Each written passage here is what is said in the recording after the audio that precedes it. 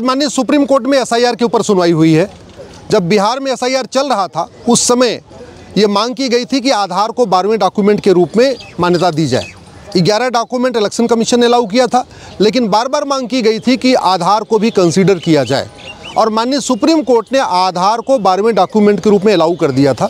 उसी के खिलाफ मैंने इंटरवेंशन फाइल किया था और मांग किया था कि आधार को 12वें डॉक्यूमेंट के रूप में मान्यता नहीं मिलनी चाहिए, नहीं तो बहुत बड़ी संख्या में जो भारतीय नहीं है वो भी अपना वोटर आईडी में नाम जुड़वा लेंगे। आज माननीय सुप्रीम कोर्ट ने क्लेरिफाई कर दिया है कि आधार सिटीजनशिप का प्रूफ नहीं है। वोटर लिस्ट में अपना नाम जुड़वाने के लिए 3 कंडीशन होती है। पहला, वो व्यक्ति भारत का नागरिक हो, दूसरा, उसकी उम्र 18 साल हो चुकी हो और तीसरा, वो उसी क्षेत्र में रहने वाला हो। मैंने माननीय सुप्रीम कोर्ट से कहा कि आधार एक्ट का सेक्शन 9 साफ साफ कहता है कि आधार सिटीजनशिप का प्रूफ नहीं है और आधार डोमिसाइल का भी प्रूफ नहीं है। और आधार का जो 2023 के बाद नोटिफिकेशन आया है, 2023 में जो नोटिफिकेशन आया है उसमें आधार को रेजिडेंस प्रूफ भी नहीं माना गया है। तो जब आधार अथॉरिटी कह रही है और ये एक्ट कह रहा है कि आधार न तो रेजिडेंस का प्रूफ है, आधार न तो सिटीजनशिप का प्रूफ है, आधार न तो एज का प्रूफ है, फिर 12वें डॉक्यूमेंट के रूप में इसको अलाउ करना, इसकी वजह से वोटर लिस्ट में ऐसे लोगों का नाम जुड़ जाएगा जो भारत के रहने वाले नहीं हैं। माननीय सुप्रीम कोर्ट ने आज क्लेरिफाई किया है कि अब आधार को सिटीजनशिप का प्रूफ नहीं माना जाएगा। इससे मुझे पूरा विश्वास है कि इलेक्शन कमीशन ऐसे लोगों को छांट लेगा जो भारत के रहने वाले नहीं हैं। केवल आधार के आधार पर वोटर लिस्ट में इलेक्शन कमीशन नहीं जोड़ेगा, ऐसा मुझे पूर्ण विश्वास है। ये अपना जो रिप्रेजेंटेशन ऑफ पीपल एक्ट है उसमें भी जो लिखा है कि आधार को यूज़ करेंगे वो भी केवल आइडेंटिटी प्रूफ के रूप में करेंगे, रेजिडेंस प्रूफ के नहीं, एज प्रूफ के लिए नहीं, सिटीजनशिप प्रूफ के लिए नहीं, सिंपल आइडेंटिटी प्रूफ।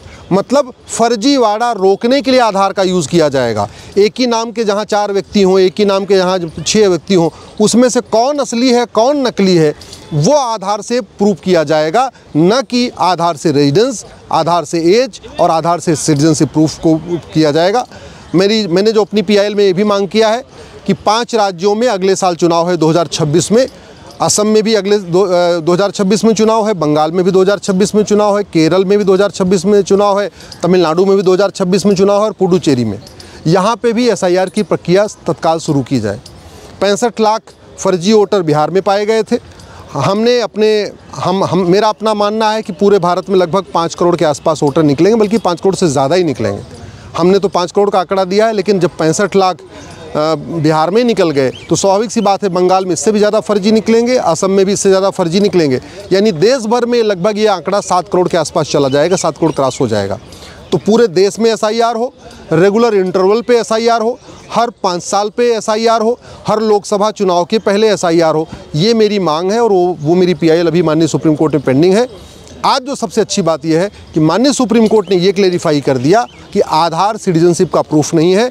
अब केवल 2 बातें बची हैं कि आधार रेजिडेंस का प्रूफ है या आधार डेट ऑफ बर्थ का प्रूफ है, या आधार एक्ट खुद ही कहता है कि न तो ये डोमिसाइल प्रूफ है न तो एज प्रूफ है। तो आने वाले अगली डेट पे जब 4 नवंबर को सुनवाई होगी तो मैं आशा करता हूँ कि माननीय सुप्रीम कोर्ट इसको भी क्लेरिफाई कर देगा कि आधार के आधार पर कोई भी व्यक्ति अपना वोटर ID में नाम नहीं जुड़वा पाएगा।